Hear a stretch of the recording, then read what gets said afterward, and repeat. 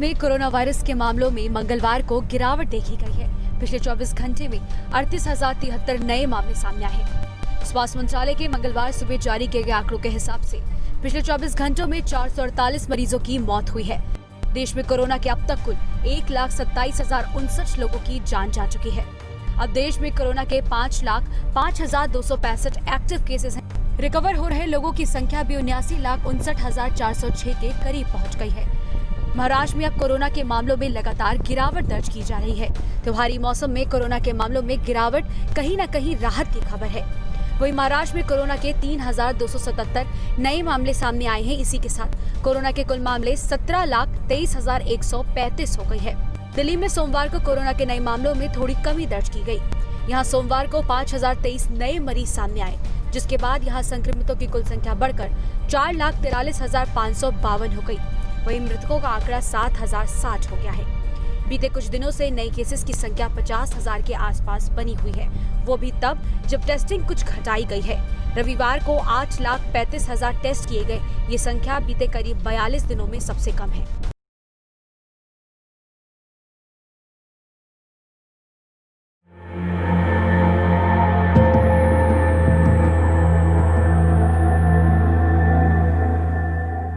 देश की राजधानी और उसके आसपास के इलाके भयंकर वायु प्रदूषण की चपेट में है। पिछले कुछ दिनों से हवा की क्वालिटी गंभीर कैटेगरी में बनी हुई है। मंगलवार को दिल्ली एनसीआर में स्मॉग की मोटी परत छाई रही। इसकी वजह से विजिबिलिटी खासी कम हो गई। कुल मिलाकर दिल्ली एनसीआर का कोई इलाका ऐसा नहीं है जहां की हवा सहन करने लायक हो। दिल्ली हो चाहे नोएडा, गुड़गांव हो या गाजियाबाद, हर जगह एक ही जैसी स्थिति है। AQI हर जगह 400 के पार है। ये स्थिति पिछले 5 दिनों से बनी हुई है। दिवाली अभी दूर है, लेकिन हालात अभी से डराने वाले बने हुए हैं। ये तस्वीरें जो आप देख रहे हैं, ये DND की सुबह की हैं, जहां सुबह के समय सिर्फ स्मॉग ही स्मॉग दिख रहा है, जिसके चलते गाड़ी चलाने में लोगों को काफी दिक्कतों का सामना करना पड़ा। वहीं दिल्ली NCR में वायु प्रदूषण में इजाफा होने से लोगों ने सांस लेने में परेशानी की शिकायत की है।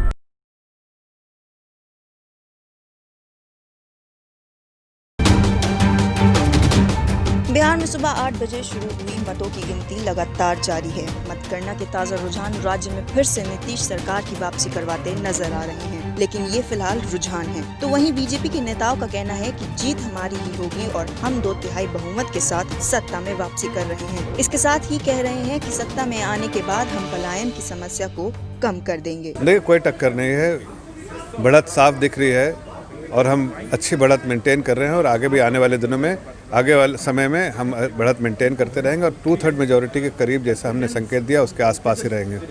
देखिए, बिहार में हमने बराबर फोकस किया है जो पिछले 15 सालों में और आगे भी आने वाले दिनों में कि बिजली, पानी, सड़क नहीं थी, अब वो सब तो दे चुके हैं।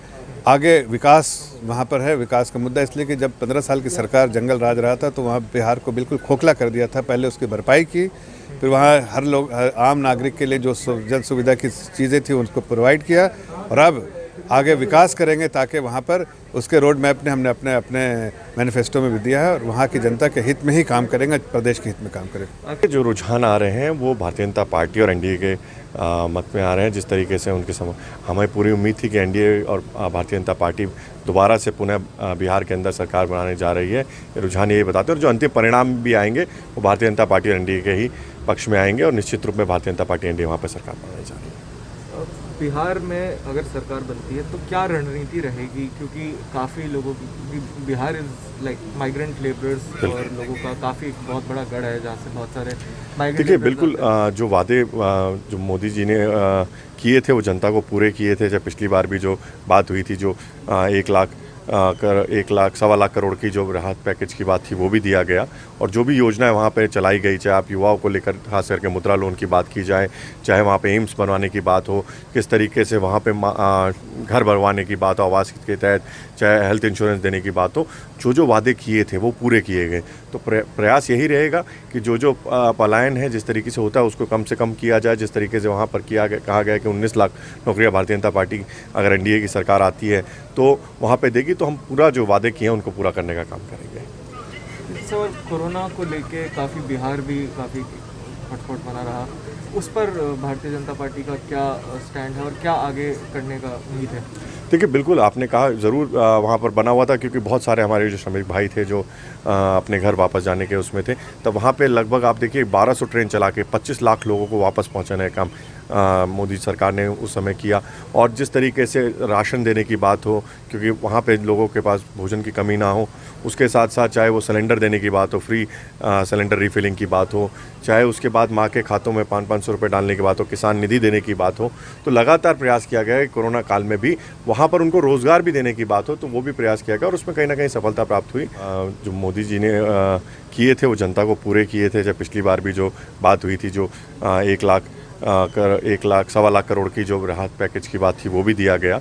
और जो भी योजनाएं वहाँ पे चलाई गई, चाहे आप युवाओं को लेकर खास करके मुद्रा लोन की बात की जाए, चाहे वहाँ पे एम्स बनवाने की बात हो, किस तरीके से वहाँ पे घर बनवाने की बात हो आवास के तहत, चाहे हेल्थ इंश्योरेंस देने की बात हो, जो वादे किए थे वो पूरे किए गए।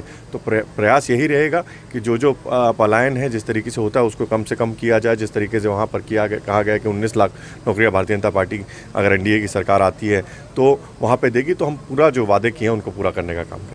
एक और जहां बीजेपी रुझानों में आगे, तो वहीं कांग्रेस का दावा है कि इस बार बिहार की जनता ने बीजेपी को नकार दिया है। उनके जुमले को लोग समझने लगे हैं, इसलिए ये बदलाव का समय आ गया है।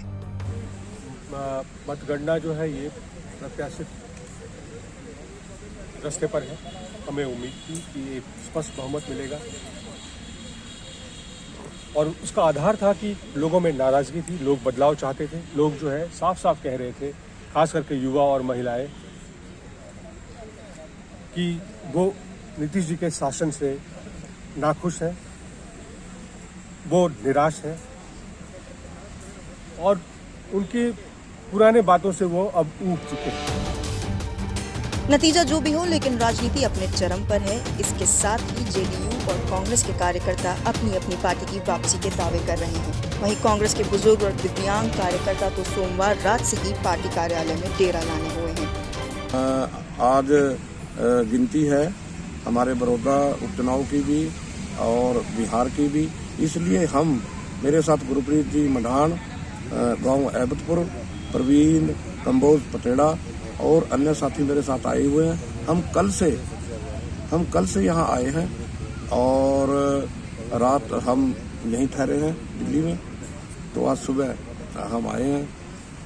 और मैं बड़ौदा इलेक्शन की अगर उपचुनाव की बात करूं तो हमने सुरजेवाला की रहनुमाई में वहाँ वर्किंग की है। I am 61 years old and handicapped. उसके बावजूद भी मैं 190-80 से कांग्रेस से जुड़ा हूँ और राजीव गांधी जी का सिपाही हूँ। सबसे पहले मैं अपने अध्यक्ष श्रीमती सोनिया गांधी जी और उपाध्यक्ष राहुल गांधी जी और प्रियंका जी का बहुत बहुत धन्यवाद करता हूँ। हमने राहुल जी की, प्रियंका जी की अगुवाई में हमने काम किया है और आगे भी कांग्रेस के लिए करते रहे। बिहार में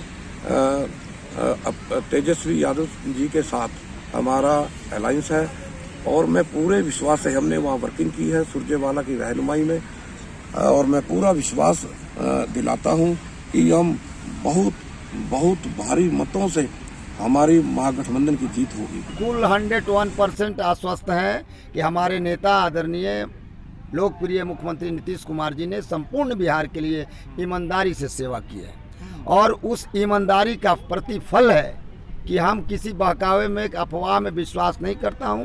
नीतीश कुमार जी के नेतृत्व में पुनः एनडीए इस बार भी विजयी होता दिखाई देगा। नतीजे आने में तो अभी समय है, लेकिन कार्यकर्ताओं का जोश देखते ही बनता है। रुझानों में आगे बीजेपी के कार्यकर्ता में खुशी की अलग ही लहर दौड़ रही है और जीत के जश्न में डूबे हुए नजर आ रहे हैं।